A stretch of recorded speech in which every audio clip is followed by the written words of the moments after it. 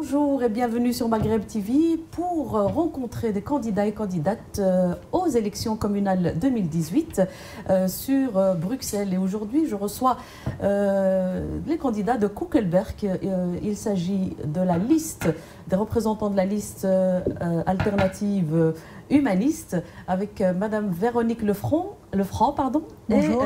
Bonjour, et Monsieur Oussama Marfour. Bonjour, Bonjour. bonsoir. Bonsoir. Bonsoir. Voilà.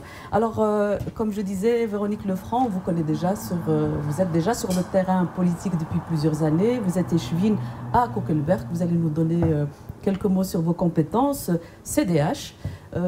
Et Marfour, c'est la première candidature, toujours sur la liste alternative humaniste, qui est une nouvelle liste. Vous allez nous parler de ce mouvement. Et vous êtes 8e sur cette liste-là. Exactement. C'est bien ça. Alors on commence tout de suite avec vous, Madame Véronique Lefranc. Quelques mots sur votre parcours, ce que vous avez envie de dire sur vous pour mieux vous faire connaître. Alors, je suis maman de 2 charmants enfants. Je suis depuis 6 ans échevine en charge à Koekelberg des sports, de la propreté publique, de l'environnement, de l'égalité des chances et des finances. C'est vraiment un travail local qui a été extraordinaire parce que ça m'a permis d'apprendre beaucoup en contact avec les personnes. C'est une aventure humaine très intéressante où j'ai pu réaliser toute une série de mesures, de projets pour le bien des Koekelbergois. Et c'est aujourd'hui, en fin de cette législature, que je m'aperçois de tous les projets qui ont pu être menés et tout ça en apport avec l'implication des habitants. Alors, Marfour Oussama, 8e sur la liste alternative humaniste, première candidature. Qu'est-ce que vous avez envie de nous dire avant de nous parler un petit peu de vos ambitions politiques? Bonjour à tous. Donc, je tiens d'abord à me présenter. Oussama Marfour, j'ai 27 ans, je suis enseignant, je suis diplômé en biologie médicale et ça fait 25 ans que j'habite à Koekelberg. Donc, les communes... Presque né à Koekelberg. Je suis quasiment né, je dirais 2 années de ma vie où j'ai un peu esquivé. Mais ça fait 25 ans que je connais le Koekelberg. Donc j'ai la prétention de dire que je sais comment ça fonctionne. Je suis conscient des réalités qu'il y a sur le terrain. Et je pense que je suis arrivé à un moment où l'engagement était nécessaire. Je me dis que si on veut améliorer la qualité de vie, il faut arrêter de rester spectateur et de passer directement acteur. Et tenter d'améliorer au mieux la qualité de vie à Koekelberg. Alors, avant de nous parler un petit peu de vos priorités et des enjeux, surtout qui se trouvent à Koekelberg, peut-être vous, puisque vous avez participé à la gouvernance de la commune pendant 6 ans, un topo, un bilan, un constat, les constats que vous faites de Koekelberg. Alors donc à Koekelberg, dans la compétence sport tout d'abord, il y a énormément de choses qu'on a pu réaliser durant cette législature en termes de rénovation d'infrastructures, le fait que nous avons proposé en début de législature les chèques sport, nous avons mis en place, nous avons créé d'autres espaces sportifs, on a multiplié l'offre sportive. Donc c'est vraiment, on a eu même un accord avec la piscine de Gansoren pour que les Koekelbergois puissent avoir des prix préférentiels à la piscine de Gansoren. Donc c'était une politique dynamique que j'ai pu mettre en œuvre avec la collaboration des clubs sportifs et aussi avec la consultation populaire où j'ai pu prendre conscience des enjeux sur une politique sportive à la commune de Koekelberg parce qu'on sait très bien que c'est une commune de petite taille et donc il y a certaines infrastructures que nous n'avons pas. Et donc, il a fallu être créatif, imaginatif, mais on a relevé le défi. Sur la question de la propreté, on a vraiment une politique tolérance zéro. On a doublé les effectifs du week-end, on a, je pense, plus de 30 poubelles en plus en termes de politique de propreté. On a eu des actions avec la population, de sensibilisation à la propreté, avec les écoles, de conscientisation au niveau du tri des déchets. C'était vraiment, pendant cette législature, énormément de progrès ont été faits. On a même féminisé les équipes des balayeurs. C'est, je pense, un retour assez satisfaisant de voir la propreté à Koekelberg qui a été comme un axe prioritaire finalement de ce programme de cette législature. Et en égalité des chances, comme vous le savez, j'ai été pendant de longues années conseillère sur ces questions dans des cabinets aussi bien au ministère de l'Intérieur qu'au ministère de l'Emploi, à l'enseignement. Sur les questions d'égalité des chances, on a pu mettre en place des plateformes de lutte contre les violences faites aux femmes. On a eu des actions de sensibilisation, de lutte contre le sexisme, de lutte contre les stéréotypes, la discrimination. Et on a pu effectivement mettre en place des projets qui visaient au respect à la différence, qui visaient justement à une commune qui se veut fière de sa diversité, mais qui n'empêche qu'elle est quand même assez intransigeante vis-à-vis des réflexes aussi bien d'actes de racisme ou de lutte contre les discriminations. Voilà, donc c'était une très belle aventure. Je vais vous passer les détails d'autres compétences que j'ai eues, mais nous avons enfin essayé durant cette législature, sur ces compétences-là, d'apporter une écoute à la population. Et le projet finalement est né comme ça, parce que c'est assez historique que le CDH, moi je suis donc au CDH, que vous avez été élu, en tout cas. Oui, tout à fait. J'étais donc sur la liste du bourgmestre en tant que CDH et j'ai décidé de quitter la liste du bourgmestre et de composer donc un mouvement humaniste. Alors pourquoi pas faire une liste CDH? Parce que pendant toute la législature, j'ai mis un point d'honneur à travailler en collaboration avec la population. Donc j'ai mis des conseils consultatifs.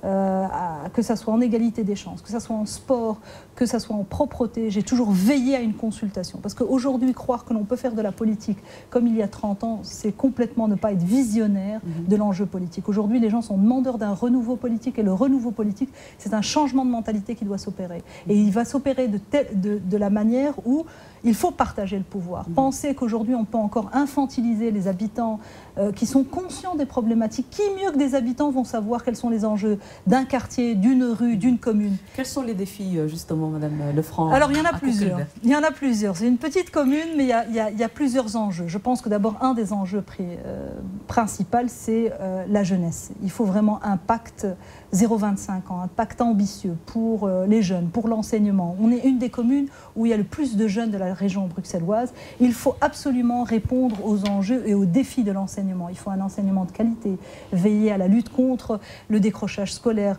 veiller également être attentif à tous les signes d'harcèlement à l'école. Il y a bien sûr, je pense, un suivi qui doit être personnalisé pour tirer les jeunes vers le haut.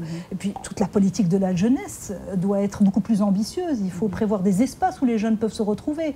Il faut qu'il y ait une réelle collaboration entre les différents services, que ce soit culture, artistique, que sportive, pour offrir à ces jeunes, pas seulement de l'occupationnel, mais bien évidemment une politique qui les accompagne dans leur vie d'adulte. Ça, c'est un des axes, vous en avez 3, donc, dans cette nouvelle liste, ce nouveau mouvement. Alors, la création de ce mouvement, donc, expliquez-nous, est-ce qu'il fait partie du CDH? Est-ce que c'est complètement indépendant? Non. Alors, c'est complètement indépendant du CDH. Il y a beaucoup de gens qui ont du mal à saisir quelque part cette différence. Il y a des candidats CDH comme moi-même sur une liste, mais cette liste est citoyenne. Et ce n'est pas une liste d'ouverture, c'est une liste citoyenne parce que 70% de la composante de cette liste, ce sont des gens qui ne rentrent pas du tout dans une logique particratique. Ce sont des gens qui n'ont pas de carte de parti et qui veulent en tant que citoyens s'impliquer. Oui. Donc oui, il y a au sein de cette liste certains candidats CDH, mais la majorité ne l'est pas. Et je vous avoue que c'est un réel plaisir de travailler. D'abord, c'est une liste jeune, c'est une liste représentative de tous les quartiers, c'est une liste assez diversifiée, riche. C'est une vraie, moi je prends ça comme une des plus belles réussites de cette aventure humaine, c'est d'avoir autour de cette liste des gens compétents, des gens qui ont décidé d'être acteurs. Vous avez des gens d'un certain âge qui se sont impliqués en se disant « mais oui, je crois, je veux avoir confiance dans une application ». Et notre concept, il est quoi? C'est de se dire « on va vous demander votre avis le 14 octobre, on va vous demander de voter pour une équipe ». Et puis, la majorité des communes ne demandent rien pendant 6 ans. Alors l'équipe gère. Et parfois, il y a des choses qui vous touchent directement. Une voirie qui se refait dans votre quartier, un axe d'un quartier qui va être réhabilité ou qui va connaître des changements. Mais pourquoi est-ce qu'on ne consulte pas la population justement pour leur demander qu'est-ce que vous voulez dans votre quartier? Est-ce que plus de places de parking ou une plaine de jeux? Donc c'est cette consultation pour nous qui est en fait, j'ai envie de dire, l'ADN de ce mouvement, qui demande une consultation qui doit être de manière permanente. Pas faire juste un petit questionnaire. Aujourd'hui, on est à l'ère du numérique. On peut très bien avoir des applications où on peut consulter la population sur une voirie, sur un projet qui va changer le visage de leur quartier, qui va changer l'avenir pour leurs enfants et leur commune. Donc j'ai envie des ambitions d'un travail ou d'un rapport de proximité encore plus proche. Tout à fait, et d'impliquer les citoyens dans la gestion de la commune. Alors vous avez adhéré à ce mouvement, Monsieur Marfo. Vous êtes 8e sur cette liste donc alternative humaniste. Dites-nous pourquoi et qu'est-ce que vous comptez, quelles sont vos priorités, vous, dans quel axe est-ce que vous vous retrouvez ou est-ce que vous avez envie de travailler? Alors, pour être le plus clair possible, moi j'ai la chance justement, quand j'étais plus jeune, d'avoir bénéficié d'un encadrement extrascolaire qui m'a permis aujourd'hui d'avoir les outils nécessaires pour aller vers l'épanouissement, vers le bien-être et vers la réussite scolaire. Donc quand j'étais plus jeune, j'ai eu la chance, la politique qui gouvernait à cette époque-là portait vraiment un accent sur la mise en place d'infrastructures pour les jeunes. Et malheureusement, le constat qui a été fait aujourd'hui, c'est que cette politique-là a un peu dévié. Et on a ce sentiment-là, en tout cas c'est le constat qui a été fait, c'est que nous ne sommes plus au centre de ces attentions-là. Et j'estime qu'il est de notre devoir, nous qui avons pu bénéficier justement de cette chance-là, de faire en sorte que la génération à venir puisse avoir ces outils en main pour le faire. Ça passe par quoi? Ça passe par quelque chose de pragmatique. Je veux une approche pragmatique et je veux proposer justement des choses qui sont claires et évidentes pour tout le monde. Ça passe par quoi? Les propositions sont créer un foyer des jeunes. Que serait donc un foyer des jeunes? C'est une maison de quartier dans laquelle chacun pourrait venir et bénéficier de l'encadrement dont il a besoin, que ce soit une aide scolaire, que ce soit des outils pour pouvoir trouver des stages, des outils pour avoir des jobs étudiants. Je pense que la jeunesse est telle aujourd'hui que si elle est encadrée suffisamment bien, elle promet d'être un vivier qui va nous apporter énormément. C'est la richesse de Kuckelberg et c'est la richesse, je pense, de toute notre communauté, entre guillemets. En plus de ça, je me retrouve entièrement dans les valeurs humanistes que prône l'alternative humaniste. C'est une équipe qui est hétérogène, c'est une équipe qui est représentative de toute la société. On retrouve des personnes, notre moyenne d'âge est de 45 ans, on va retrouver des gens de 67 ans, des gens de 18 ans, et on se retrouve tous sur des valeurs communes. On se retrouve tous avec cette ambition et cette authenticité dans notre engagement. On a vraiment cette prétention de penser qu'on peut apporter quelque chose de nouveau et on peut vraiment améliorer les choses. Et personnellement, c'est dans un mouvement citoyen que je me sens le plus à l'aise. Je ne suis pas encore suffisamment, on va dire, ancré que pour me définir dans un parti. Et avec Alternative Humaniste, aujourd'hui, j'ai la chance justement de pouvoir exprimer mes ambitions et d'exprimer mon désir d'amélioration. Alors, on va parler, Madame Lefranc, puisque vous avez créé ce nouveau mouvement. Je l'ai créé avec d'autres personnes. Oui, voilà. Pour moi, c'est tous des fondateurs. Vous nous avez parlé du premier axe, c'est l'axe 0-25 ans. Le deuxième axe, peut-être quelques mots là-dessus? Oui, alors le deuxième axe, c'est la qualité de vie. Et là, effectivement, on retrouve, bien évidemment, continuer la politique de tolérance zéro en matière de propreté. Ça, je pense que c'est essentiel, c'est une attente de la part des habitants. Vous savez, ensuite, on a, bien évidemment, en termes de sécurité, un plan d'éclairage, parce que vous le savez très bien que vous qui êtes féministe, c'est qu'il est très important. L'éclairage joue un élément essentiel dans la sécurité quand les femmes traversent une commune. On est plus à l'aise dans On est plus à l'aise quand c'est... Et c'est tout aussi valable, aussi bien pour les parcs que pour les voiries. Et bien sûr, toujours dans un aspect de participation citoyenne, il y a tout un plan de prévention et de sécurité que l'on voudrait développer par quartier, qui peut se faire en collaboration avec les habitants. Il y a bien évidemment la vision que nous avons en tant qu'humanistes d'une commune généreuse, d'une commune qui est à l'écoute, d'une commune qui est fière des différences qu'elle a. On est dans un rapport win-win de solidarité aussi. Je pense notamment à tout le travail que j'ai entrepris sur la question de l'accessibilité des PMR. Un de nos projets est bien sûr de rendre Koekelberg 100% accessible. Ça pourrait être une commune pilote dans l'avenir, ça pourrait être un laboratoire pour toutes les autres communes et de tester que l'accessibilité, ce n'est pas seulement possible dans des pays nordiques ou au Canada, mais que ça peut être possible aussi en Belgique. Je pense que ça, c'est le devoir des hommes et des femmes politiques de pouvoir répondre à des personnes qui sont dans des situations qui sont fragilisantes. Il y a un des projets, bien sûr, qui me tient à cœur, c'est celui de la création d'une maison des femmes. Il y a tant d'activités que j'ai pu proposer pendant cette législature pour les femmes, mais on n'avait pas un lieu où on pouvait se retrouver, un lieu où on pouvait faire des activités, un lieu où il pouvait y avoir un soutien, l'alphabétisation, un lieu d'activités, de rencontres, de débats. Et ça, je pense que c'est essentiel dans une commune comme Koekelberg. Et alors, bien évidemment, il y a toute la politique de la mobilité dont vous êtes sûrement au courant avec les travaux qui vont durer très longtemps, ceux du tunnel Léopold II, et dont notre commune, bien évidemment, est victime en termes de mobilité. C'est une réelle catastrophe. Et on essaye parfois de faire entendre notre voix au niveau de la région, c'est pas évident. Alors, ça, c'est pour notre axe 2. Alors, dans l'axe 3, c'est bien évidemment rendre le citoyen totalement acteur de la gestion de la commune. Et là, on a différentes idées. Parce que ce qui est bien dans un mouvement, c'est que ça fuse. On a été consulter la population. On n'est pas venu avec un programme qui a été bétonné dans d'autres sphères. On n'est pas non plus dans une vision d'une politique de réserve naturelle, c'est-à-dire on pense entre nous. On a été consulté, on a fait du porte-à-porte, on a été à la rencontre des citoyens et les gens sont venus avec des idées. On nourrit notre programme que nous proposons aujourd'hui. J'invite tout un chacun d'aller le voir sur notre site internet. Et c'est un programme ambitieux qui se veut impliquer la gestion de la participation. Alors la participation, c'est quoi? C'est imaginer des budgets participatifs par quartier qui peuvent être gérés par les habitants. C'est imaginer aussi, voilà, c'est imaginer aussi des applications sur lesquelles il y a une consultation permanente qui va être garantie. C'est aussi, j'ai envie de dire, un acte de bonne gouvernance que d'être totalement transparent sur les actes qu'il doit faire.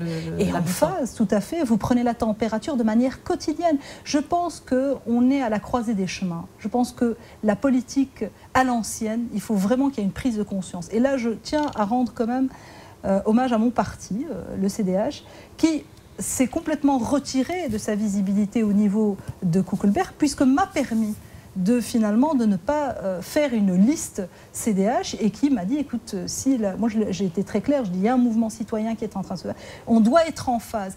Mais je suis un peu curieuse de voir quels sont les autres partis qui permettraient à un mouvement citoyen et de ne pas avoir les couleurs du parti, mais de bien s'impliquer sur un territoire. Ça, je suis assez curieuse. Le CDH a très bien... Oui, mais c'est une première. Ce n'est pas une liste, j'aime préciser ça, ce n'est pas une liste CDH d'ouverture, non. C'est une liste citoyenne qui s'est ouverte au CDH. Et le CDH, bien évidemment, on est autour des valeurs humanistes qui nous animent tous. Et la participation citoyenne est majoritaire. Et c'est ça qui, pour moi, c'est de l'ordre de l'honnêteté politique. Si aujourd'hui on veut faire changer les choses, donnons la place aux citoyens pour qu'ils s'expriment, donnons-leur la possibilité de s'exprimer durant toute une législature. C'est un défi qui n'est pas simple. C'est un changement de culture politique. Et c'est pour ça que certains de partis politiques traditionnels, quelque part, ils n'arrivent pas à comprendre, ils n'arrivent même pas à définir où nous sommes. Et parce que pour eux, si nous ne rentrons pas dans une mentalité bien établie de parti, d'organisation, de structure, nous n'avons pas de légitimité. Et c'est là j'ai envie de leur dire qu'ils ont totalement tort. Au contraire, on a plus de légitimité en ouvrant à la participation citoyenne. Donc un travail de proximité qui se profile en tout cas. Alors quel est justement le profil idéal de Koekelberg pour vous, M. Marfort? Donc demain, vous êtes élu, qu'est-ce que vous avez vraiment envie de mettre en place?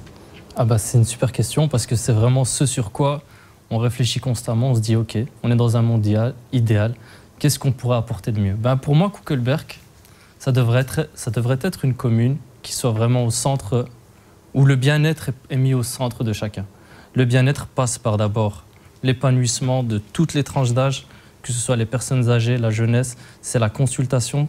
Qui d'autre que les citoyens, qui d'autre que les habitants sont plus à même de savoir ce qui est bon pour eux? on a tendance généralement à oublier le fait de se dire, et si on consultait pour tes travaux dans telle rue, si on consultait pour l'aménagement de telle ou telle chose, je pense que c'est au centre. Être à l'écoute des revendications de chacun. Ensuite, offrir les possibilités. Je pense qu'une commune qui veut vraiment le meilleur pour chacun, elle doit donner les outils, elle doit offrir les possibilités à chacun de pouvoir s'épanouir dans la direction qui est la meilleure pour elle. C'est une commune qui conseille, c'est une commune qui aide, c'est toutes des petites infrastructures, toutes des petites choses, en fait, toutes des petites choses qui sont vraiment légitimes pour apporter le meilleur à chacun. Et encore une fois, moi, mon cheval de bataille, c'est la jeunesse. Et je me battrai pour cette jeunesse parce que je me veux vraiment porteur de leurs revendications. C'est ma motivation, c'est eux qui m'ont poussé, c'est eux qui sont avec moi. Et les revendications des jeunes, c'est voilà, un encadrement, c'est une aide aux devoirs, c'est des choses concrètes en fait, des choses simples et concrètes. Et c'est ce qu'on veut. Vous gardez la parole, Monsieur Oussama Marfoul, pour vous adresser à toutes les personnes qui nous regardent. Qu'est-ce que vous avez envie de leur dire, donc, à toutes ces personnes qui vont voter le 14 octobre? Alors, ce que je tiens à dire vraiment à tout le monde, c'est au-delà de vouloir voter pour quelqu'un, on vote pour un projet. Et regardez vraiment le projet dans lequel vous vous retrouvez le plus. Au-delà de ça, nous, dans notre projet, on a mis au centre de notre projet la participation citoyenne. Et dans l'élaboration de notre programme, ce qu'on a fait, on a consulté les gens. Donc on a vraiment essayé d'être le plus crédible possible. Vous voulez nous soutenir? Très simple, vous avez l'adresse mail, vous avez le Facebook, vous avez le site internet. N'hésitez pas à nous dire quelles sont vos idées à vous, quelles sont vos idées d'amélioration. Quelles sont vos revendications? On vit tous ensemble, on est une communauté. On n'a pas la prétention de penser que moi je sais plus qu'un habitant qui ne se présente pas aux élections. Vous avez une idée lumineuse, offrez-la nous. On se veut porteur des revendications de chacun. Donc soutenez-nous dans cette démarche-là. Et on est dans un bateau commun, on veut tous ce qu'il y a de meilleur pour nous, pour vous, pour tout le monde. Et donc, si j'ai à dire quelque chose, c'est soutenez-nous comme ça. Merci Marfoul Oussama, donc 8e sur la liste Alternative Humaniste, un nouveau mouvement. Donc, Madame Lefranc, Véronique, qu'est-ce que vous avez envie de dire à toutes les personnes qui vont voter le 14 octobre? Beaucoup de choses, mais je pense que j'ai assez parlé. Peut-être, je pense, rappeler les valeurs. Qu'est-ce qui fait qu'un jour, on décide de faire de la politique? D'abord, je pense qu'il faut réellement de l'empathie. Et ça doit être naturel, ça ne doit pas être sophistiqué. Je pense qu'également, il faut avoir des projets. Et les projets, il faut avoir la force de les porter. Il faut donc du courage politique. Et le courage politique, c'est parfois de faire pas comme les autres. Courage politique, c'est peut-être aussi de vouloir incarner une alternative, c'est de vouloir incarner un renouveau politique. Et ça, je pense que Alternative Humaniste, le mouvement l'incarne. Tous les jours, j'ai le plaisir de rencontrer des habitants, de croiser mes voisins, les commerçants, et de m'apercevoir qu'il y a une réelle dynamique pour une commune dont son avenir politique n'est pas déjà écrit, mais dont son avenir politique peut être écrit tous les jours. Et tout le monde peut participer. Comme l'a dit Oussama, j'invite toute personne à venir participer à cette démarche. Notre démarche et nos valeurs sont la proximité, l'honnêteté, la bonne gouvernance, mais bien évidemment la consultation et surtout la participation citoyenne. Voilà, et ce n'est pas un slogan ou une philosophie, c'est vraiment notre moteur et c'est vers ça que nous voulons offrir aux Kuckelbergeois. Et donc moi, en tant que tête de liste, je suis... Candidate bourgmestre. Candidate bourgmestre, je suis extrêmement fière, de mon équipe, extrêmement fière de tout ce parcours que nous avons fait ensemble, mais aussi extrêmement fière des Kuckelbergeois que je rencontre tous les jours, parce qu'ils ont tous envie de donner, ils ont tous envie de participer, ils enrichissent tous les jours le mouvement, et ça nous donne, je pense, énormément de force pour continuer dans cette direction. Donc vous leur donnez rendez-vous? Rendez-vous le 14 octobre, et donc, bien évidemment, on attend votre soutien pour pouvoir réaliser vos projets. Merci Madame Lefranc, merci Monsieur Marfoul. Voilà, donc je vous donne rendez-vous avec d'autres candidats. Au revoir.